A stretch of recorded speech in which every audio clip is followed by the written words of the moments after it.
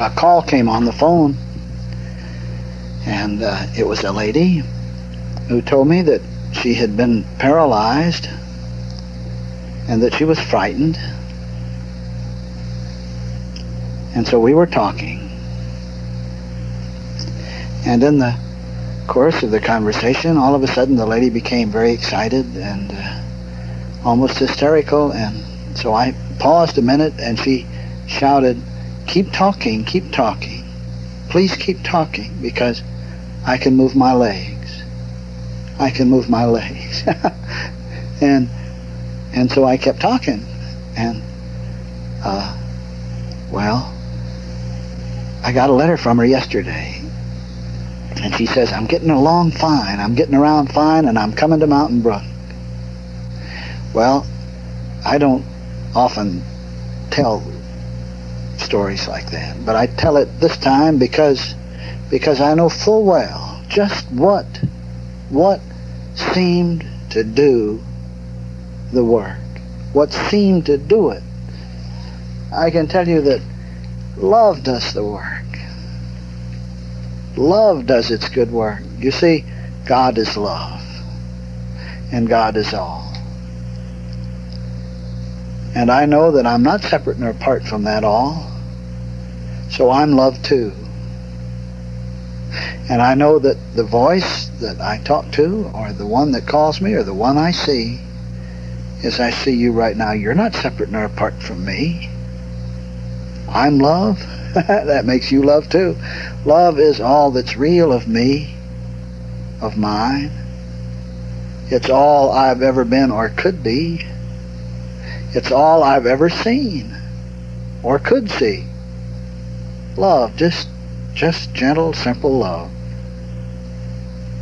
Love am I. I'm love, and so are you. And you know, of all the messages that might be delivered, there's really just one message. I don't care whose philosophy it is or where it comes from, or how it's clothed, or how it's ritualized, or anything else. And whether that message is human or whether it's a tree, there is really just one message, and that's love. Well, what about the story of identity? What about light? What about supply or health or wealth? Well, the only message is about love. God is all, and God is love. And I tell you, I have nothing else to say, because I have found the love that is the identity I am. Love is this me who says my. Love is the light that is being me. Love is the supply and the health and the wealth I am. Oh, but somebody says, but well, what about children, and what about life? And I say love, pure love. I don't care what it looks like. Love is the child eternal. Love is me, and I am the child. And I guess I shock an awful lot of people, because they say, well, surely you make a distinction between human love and divine love. I don't do any such thing. Love is love, and love is love, indivisible. There's only one love. There are not two loves any more than there are two identities. Love, indivisible, one, whole, holy, me. Someone says, what about time and space? Let one be the love is. That is, let one know it and recognize it and live it, and that love will know all that can be known of space. And love knows there is no time but love. Oh, but this isn't good enough, you see. People say, well, tell me about gender, tell me about the mysteries, tell me why I feel, and so forth. love, all love, nothing but love.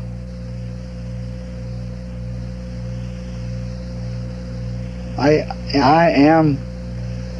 am my own little boy and little girl.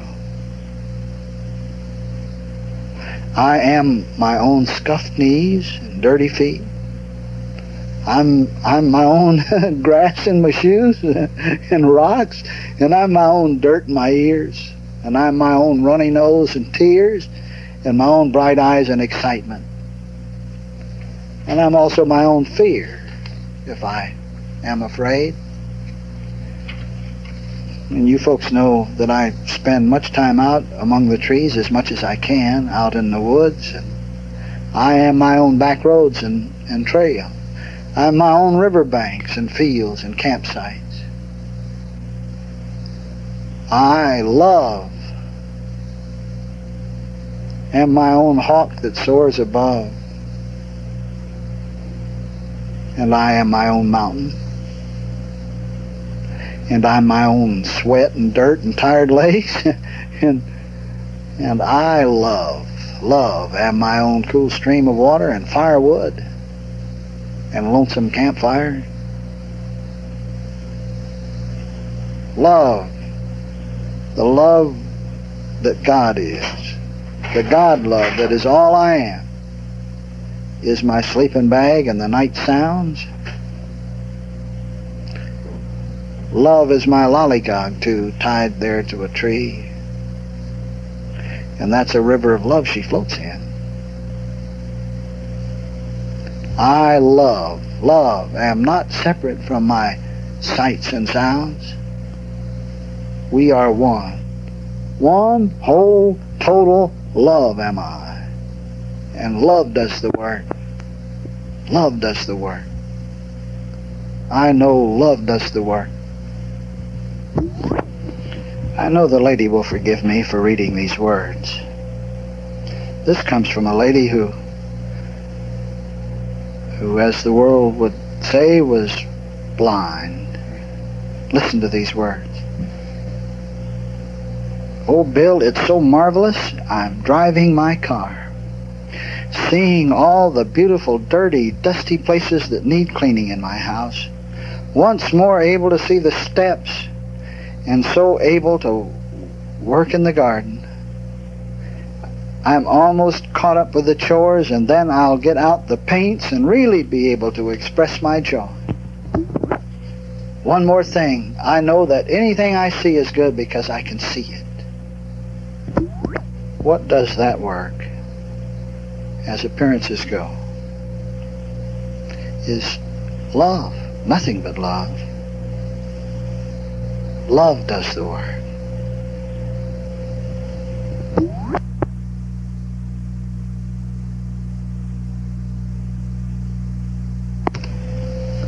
Seems to be the popular sport to knock the kids nowadays, talk about their destructiveness and their blindness.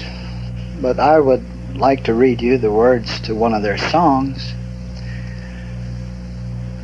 You ought to listen to some of those lyrics. You know, the kids we listen to are just the youthful appearing of this very awareness we are. But anyway, listen to these words. Come sing a song of joy, for peace shall come, my brother. Sing a song of joy, for men shall love each other. That day will dawn just as sure as hearts that are pure are hearts set free. No man must stand alone with hands held out before him. Reach out and take them in yours with love that endures forevermore. Then sing a song of joy for love and understanding.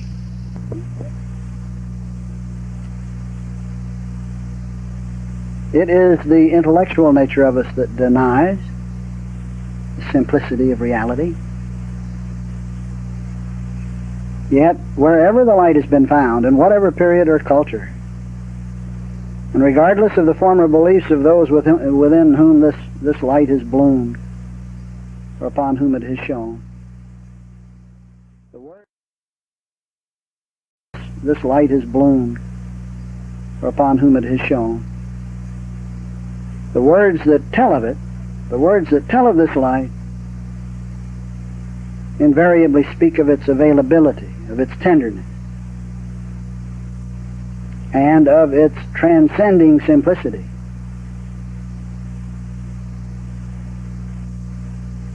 Enlightenment reveals that the real appears a mystery only to the sophisticated or dishonest nature of us, withheld from those who would search for it outside the childlike essence of his own being. Now, to those who struggle for their divinity in the diverse places that conditioned thinking dictates, those bewitching webs of erudition that titillate the personal ego rather than dismiss it, the light remains forever a mystery. Oh, but it comes, it comes. The light comes in good measure, pressed down, shaken together, running over, and put into the lap of those who are willing to let go the vaunted sense of self, to act the simple child of God that we are in fact already. Ultimately we see, sooner or later we see, because we're forced to see, the light of the inexpressible demands only the sacrifice of a phantom role that we play, a mistaken sense of self, but the surrender of anything less than that is the dream of darkness perpetuated. Well, now, while I have just said this in my words, listen to these words with your heart and hear them as your own.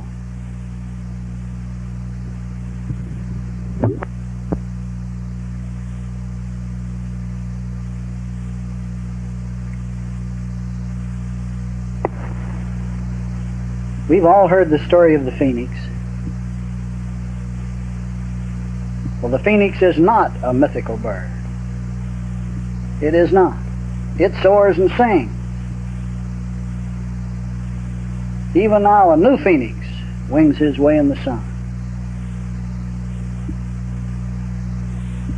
His message is a simple story, a warm and gentle story of joy here for the taking, right here, right now. Fly with me, the phoenix sings. Fly with me. Flames burn the ancient nest, and the old order vanishes. Come with me to my mountaintop, from whence the kingdom may be surveyed as it is, where a warm west wind sweeps the mist away, and the heart soon sings its merry melody.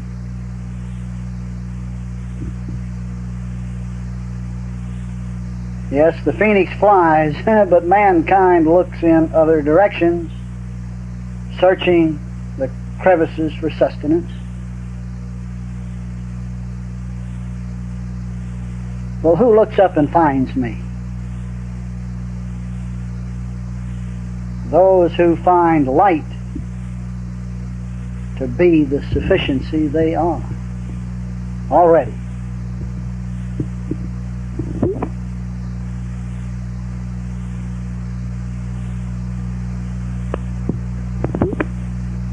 As for wealth, the universe is already mine.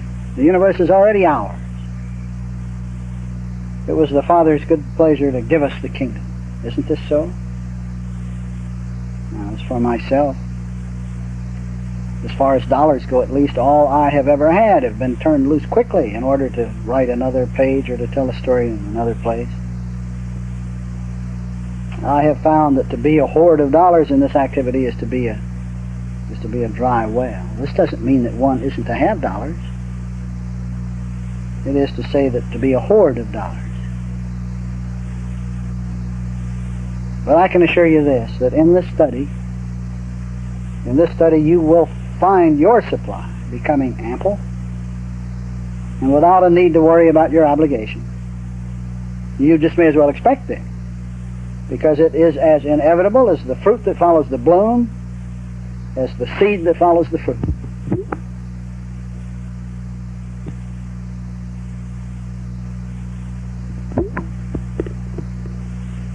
One of the first delights of the New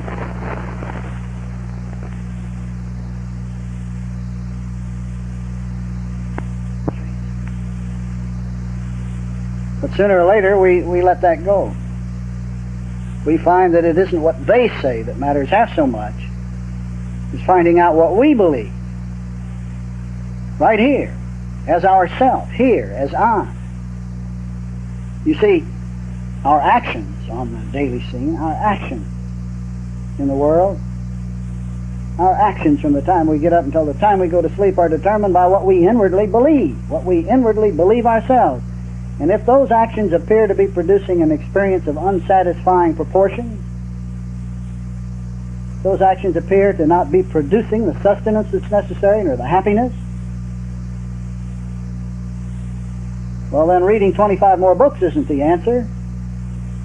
We had best determine what our inner beliefs really are. Determine what they are. Look at them, examine them, and put them in order. Now, we don't need as much help to do this as we at first suspect. You see, it's really only necessary to examine what we believe. And I can tell you that the very shock of the sight will usually start our putting them into order. You see, all of us have an inward honesty built in. There is an inner guide that is absolutely perfect. What is it? It is an already established identity. And no one can tell us about that so well as we can tell ourselves.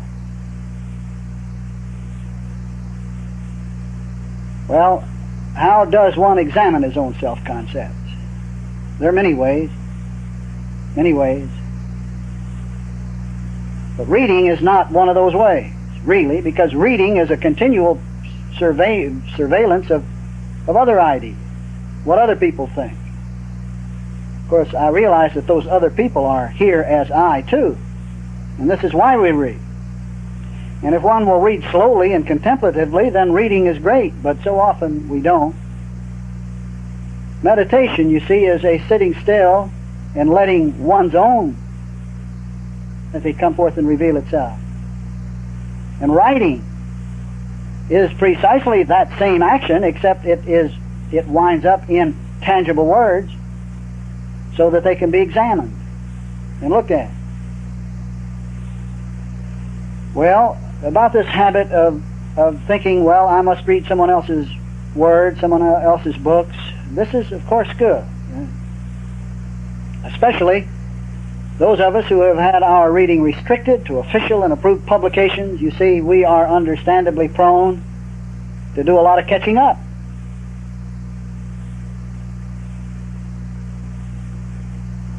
But yet, how many do we know who have read everything on the face of the earth, every new book that comes along, and they still haven't enough spiritual perspicacity to pour water out of a boot? And by the same token, what are those folks who have never read a word?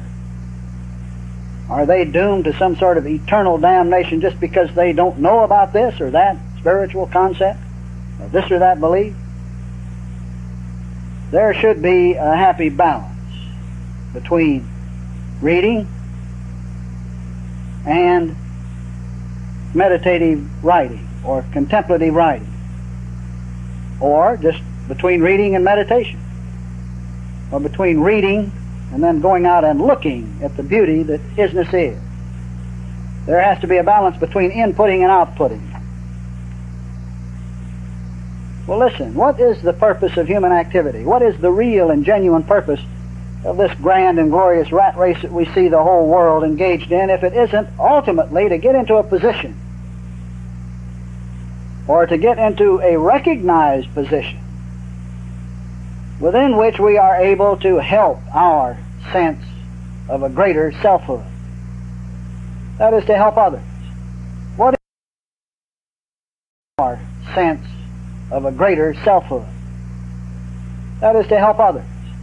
What is all the worry and the work and the education and the business activity and the schooling and the personal relationships with books and teachers and hard knocks and trials and tribulations and health and so forth? What is it all about if it isn't to ultimately be able to help our sense of a greater self, that is our loved one out there? Are we to forever go on growing personal roots, you see? Are we to go on forever developing our stems and our branches? Are we to forever go on getting sustenance and acquiring sustenance and growing ever bigger and bigger and bigger without ever giving, without ever blooming, without ever reversing the process? Isn't it true that every spiritual concept that has ever been presented speaks of a grand reversal?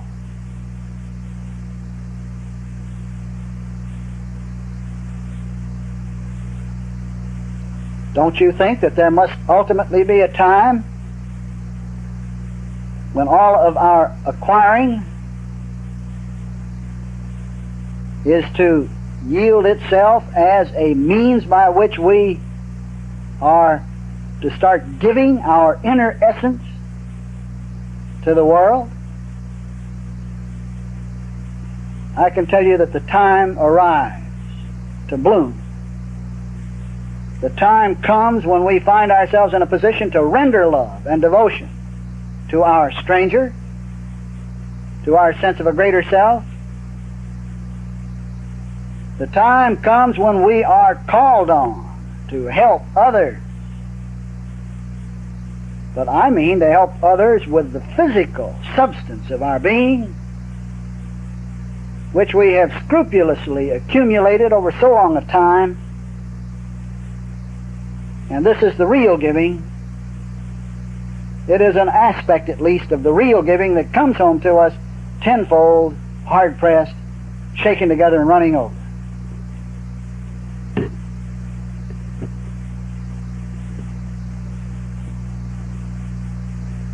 Now, this time to bloom doesn't happen to every member of the family at the same time. But those who are along the way of blooming must not stand in the way of other blossoms, nor should we try to get a young bud to open before its appointed time. We do, here is I, as comes to us to do, here is I, running with the heart. And this doing is ever more and more an outpouring of love for our greater selfhood, for those the Father has given us to do something for. And each of us, I can tell you that we're given someone to do something for. Never a day goes by but what there is not someone we're given to do something for. To do something for. Finally, somewhere along the line, we awaken and then do that something to bask in the joy of the doing, usually to forget it very quickly. But somewhere along the line we are given someone to do something for, we do it, we bask in the joy of the doing, and then recognize the fact that this is to be a continuing way of life. And when this recognition dawns, we are given more and more to do for. And in the process of doing for them, our means to do grows. As we give the light we are, I can assure you more and more light floods in to reveal itself and disclose itself, to pass through this minute, limited in time and space here and now, to go on out to an infinite out there. It would appear, I can only say this in tangible words or in finite or relative terms, but it does appear that the light comes from an infinite source and goes to its own infinity out there, flowing through this point in time and space that we call this here and now. Now, to never give is to never really enjoy the process of supply, is never to see what sufficiency really is. You see, there is a time when we input, a time for growth, a time for intellectual attainment, a time for recognizing the reasons for the appearances. Just like there is a time for the new seed in the ground to grow, a time for its roots to accumulate, a time for the branches to grow bigger, a time for more leaves to develop. But you show me the tree that never blooms, that never finally reaches that point where it gives of itself, and I'll show you a tree that's soon cut down.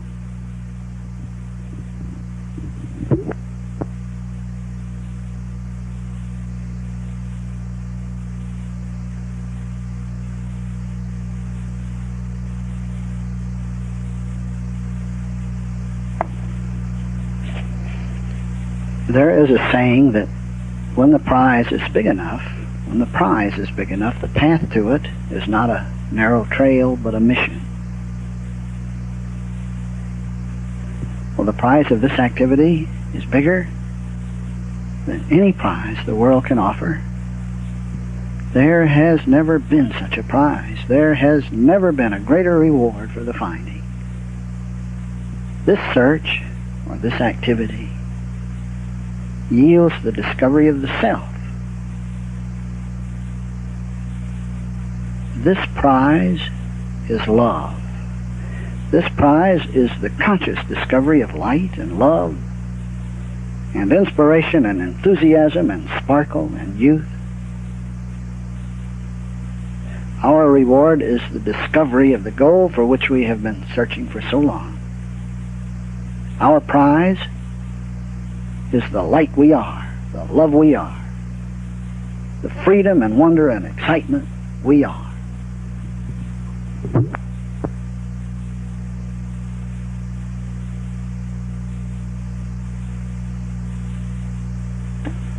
The truth is always timely.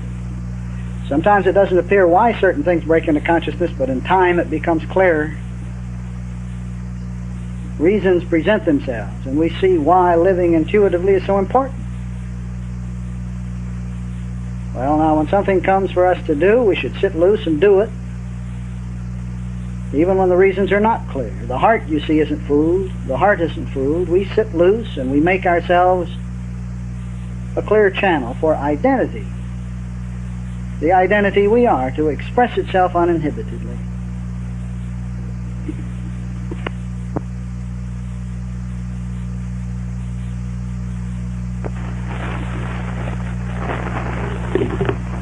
In the human scheme of things, it isn't easy to point fingers at sacred cows. We are all prone to believe that those cows have horns. And the cows out there, the sacred cows out there, believe that they have horns, and they sure try to use them. You see, even when we manage to prick the hide of some angelic sacred cow that old religion maybe has hovering over us,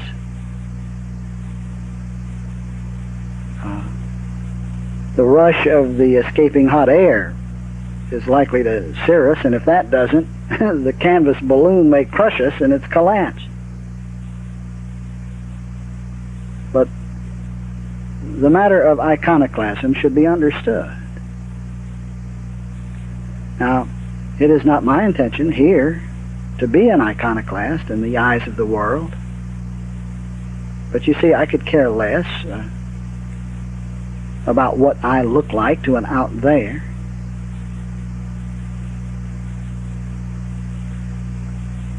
However, it is not possible to tell of my joy without telling how that joy grew in the face of my own false beliefs when they were seen for their emptiness. That is, as my joy grew in proportion to the collapse of my own false idols, my own sacred cows out there. Really, all I can ever do is tell what has happened in this experience and what is still happening. And surely as a cringing, willing, and obedient servant to the ordinary views that the world presented, to the ordinary ideas of the world and its institutions. And now in retrospect it is apparent to me that I did have to divest myself of many false views in order to better see the real view.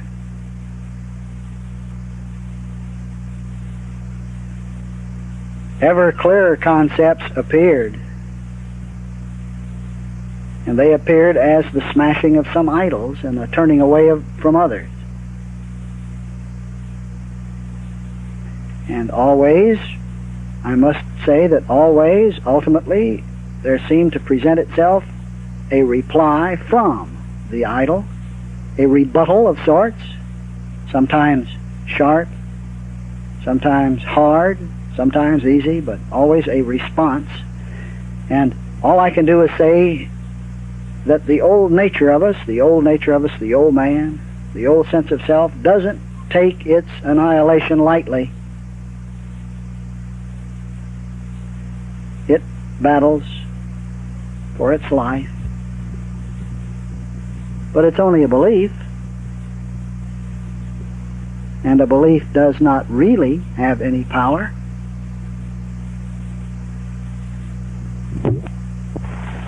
On the human scene, it's our belief in the belief that gives it its power.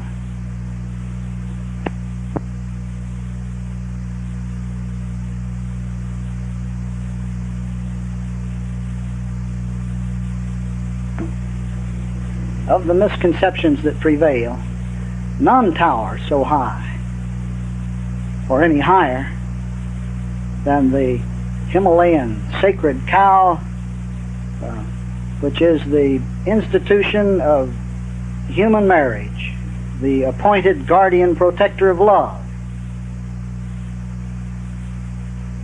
Those who have found identity to be love itself had best talk softly and carry a big stick, because even the light of love shining from their eyes will appear to someone somewhere in that institution that is here for the appointed task of protecting love. It will appear to someone somewhere as a threat to their idea of love. And even when it is accepted here and there, it will not be long before the world's guardian angel of love will view it as a threat to its existence.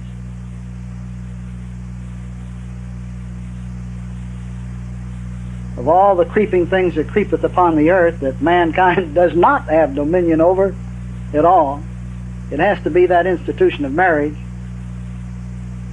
which leads everyone around by the nose, bowing and scraping, and having to do thus and so. Now this institution has managed to include many new things within its protective aura, such as home and children and so forth. How often we see the words home and marriage all run together as though they were inseparable, when the fact is they touch one another, but they are not the same. Else, you see, single folks and children could have no home without marriage. There is a human institution of marriage which stands guard over the most limited, imaginable aspect of human love. It guards, what does it guard? In fact, it really stands to guard nothing but the orgasm, the human orgasm. But you see, love is infinitely more than that. More than that. Ever more than that.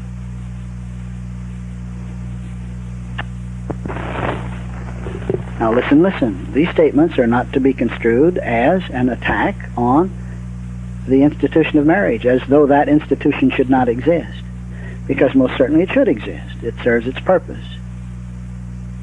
But this is to say that we must, each of us, clearly understand that that institution, just like every other institution that appears anywhere within the spectrum of awareness, is included within awareness and is not an institution to which we must bow and scrape. The dominion here is with awareness that perceives the institution of marriage. Now, this is not to say again that marriage is to be overthrown, that there is no place for marriage, or that one is not to be married, or that if one is married that that's wrong, or that if one is not married that that's wrong. It is not to say that at all. It is to say that the institution of marriage has grown to be a grand sacred cow that leads many of us around by the nose, dictatorial, asserting, forcing our actions in one way or another, when the fact is that love, here as I, has dominion. And while the institution serves its purpose, it is subservient to the awareness that love is, and not the other way around. Oh, but these statements made by anyone, provoke the institution into a position of defense, into a position of defending itself, into a fear of its existence. And so these statements, we find, appear to a time to aggravate the personal situation. So it is wise most often on the scene to limit our knowing, so far as talking about it goes, to a yea, yea, and a nay, nay. Because surely too many words can be woven into a crown of thorns.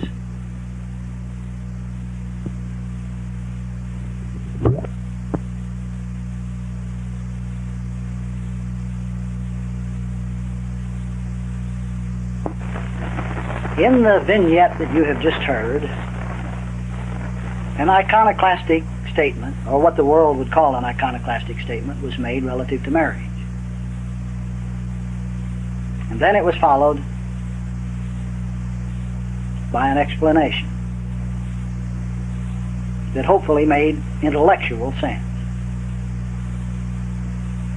I know it made sense to the heart. Now, if you felt any qualms within yourself with the first statements of the vignette, if you felt qualms, felt a sense of inner disquiet or discomfort or shock or amazement or anything of a so-called negative nature, if you felt that before the explanation, then you are able to perceive tangibly, by means of that vignette, you have been made able to perceive tangibly the strength of an institution's power, given it by one's belief that the institution is the authority, rather than that for which the institution came into being. The comprehension of a secret is a matter of understanding and not of words. I have the greatest secrets to announce, but all I can do is utter feeble words that are in the ballpark, and then await the growth of a simple, credulous, uncluttered, childlike awareness to comprehend them. Einstein disclosed the secrets of relativity many years ago and had to use the language of mathematics, but the statements were so strange, so abstruse, so revolutionary and difficult to prove beyond theory that mankind is still struggling to comprehend all he said. His language had to await the growth of metaphysicians capable of comprehending the full significance of his words. Well, now I've been given certain things to understand. And it seems that I must lift my own comprehension of these things to an ability to find the words to say it, by creating the sundry atmospheres that will permit a door opening, first one door, then another, and then another, until I see myself capable of understanding what I say.